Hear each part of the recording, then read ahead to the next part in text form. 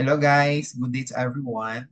We are now on the third discussion of our chapter number 3, which talks about the respondents or participants of the study.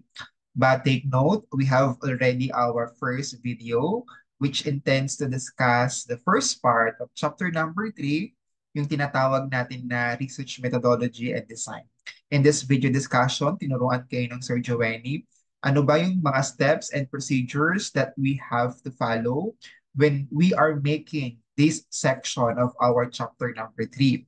And then the second part is all about the population and sampling technique, in which we discuss the step-by-step procedures on how we should identify the respondents and participants of the study. And ngayon, i-discuss na natin yung third part of our manuscript, which is the respondents and participants of the study. So take note lang ha, iba ang contents ng population and sampling technique dito sa third part, which is the respondents or participants of the study. Kasi sa population and sampling technique, the second part, doon natin dinidiscuss yung procedure or process kung paano natin pinili or in-identify yung mga participants or yung mga respondents na magpa-participate sa paper natin.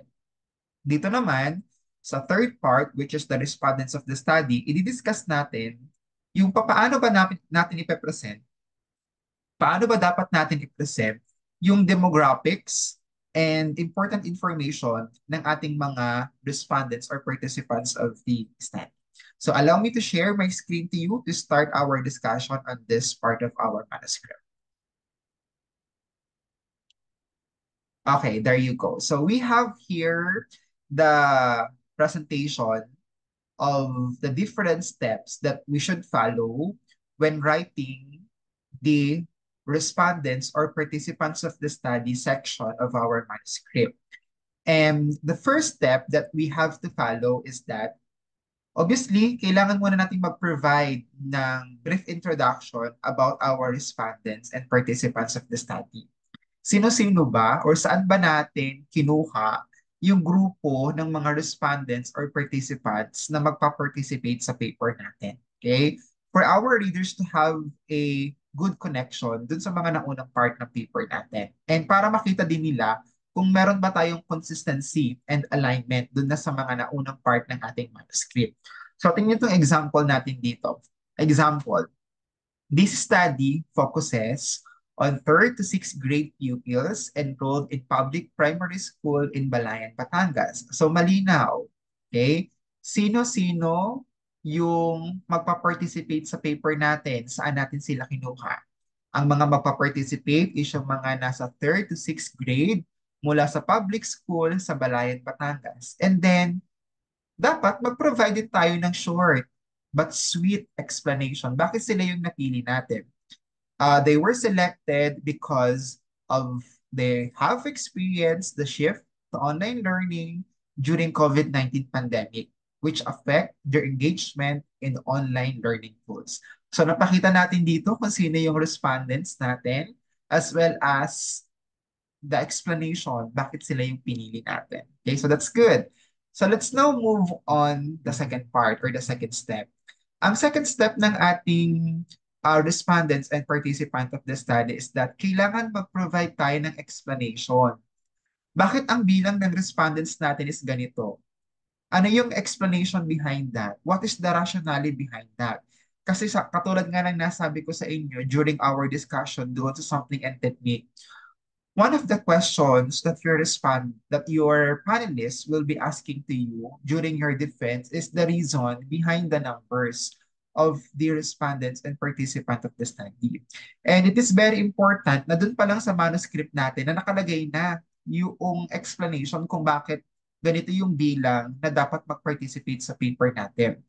And we also have a separate video discussion kung paano ba statistically pwedeng ma-identify yung bilang ng respondents if you are quantitative na pwedeng mag-participate sa paper natin. Pwede tayong gumamit ng Slovin formula and G-power para ma-identify yung appropriate na bilang ng respondents na dapat mag-participate sa paper natin. Okay? So tingnan natin yung example na ginawa nila for this step.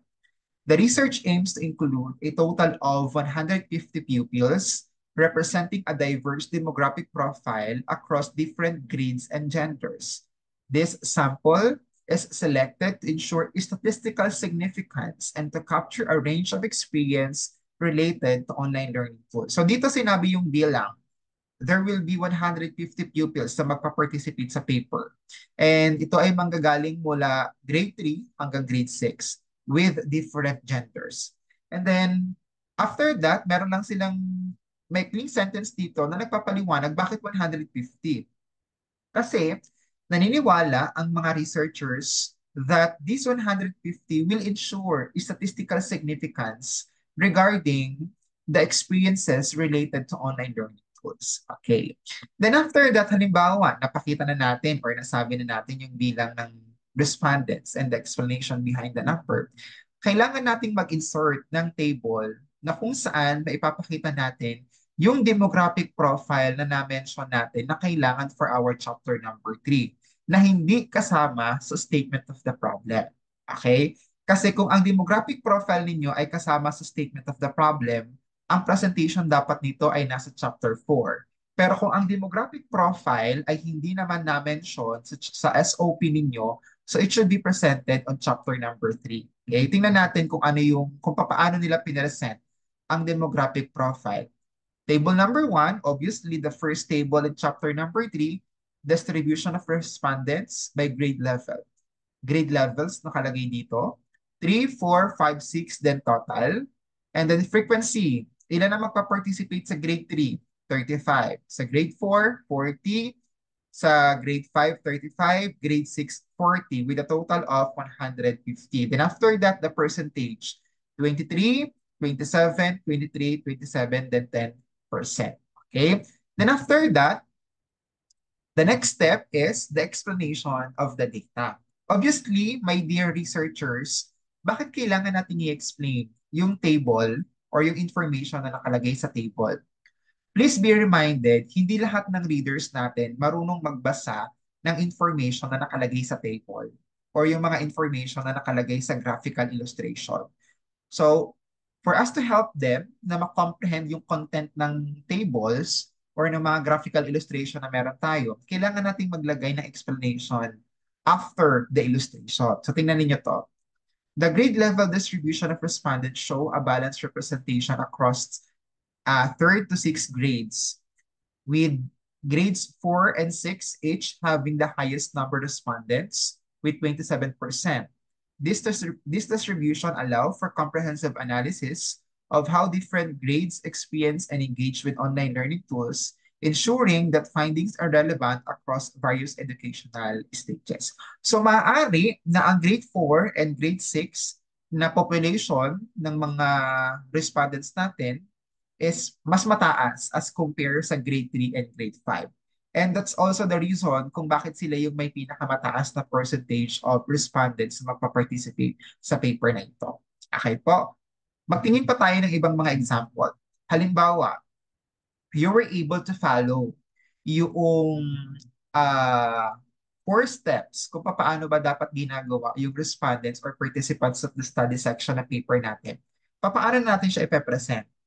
Kapag nasunod mo yung 4 na steps, ito na yung magiging itsura niya. Yan. Di ba? Ang ganda. Ang sarap tingnan. Sample 1, respondents of the study. This study focuses on 3rd to 6th grade pupils enrolled in public primary schools in Balayan, Batangas. So yung population, sinabi dito. And then, justification or relevance ng population, bakit sila yung pinili. So meron ditong sentence regarding that. And then sinabi din dito yung bilang ng respondents na magpa-participate and justification with the numbers. Bakit kaya 150? Okay? Then after that, meron na silang table for the presentation of demographic profile. The first table is all about the grade level. This is the table and this is the explanation of the table. Then after that, they have second table, which is the presentation of demographic profile according to gender naman.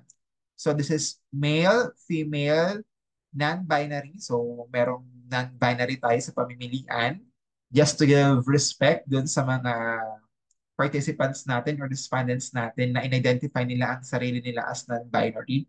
Pero in some occasions, talagang male and female lang ang pamimilian. Okay po. So, but we have to provide uh, freedom of expression of gender identity sa ating mga respondents. And then we have here male, female, non-binary, then frequency 70, 75, 5, total 150, percentage 47, 53, and 100%. Then after that, we have here the explanation of the table. And then kapag nasunod nyo yan, congratulations, you already have the respondents of the study section of your chapter number 3. Okay? Let's have some more. Let's have another example. Ito naman ay para dun sa second sample din natin sa yung mga nauna nating video discussion. So tingnan natin. They have here the explanation kung sino yung population nila. Ang population nila ay mga uh, online yung mga customers na gumamit ng online retail platforms. Justification kung bakit sila yung pinili, ito yon. Okay? Then after that, ilan yung bilang ng respondents, ito yon. Then justification, bakit ganyan ang bilang, ito yon. Okay? Then after that, the uh, illustration of the demographics na kailangan sa study. They have here demographic according to age, the frequency, the percentage, and after the table, the explanation of the contents ng table. Okay?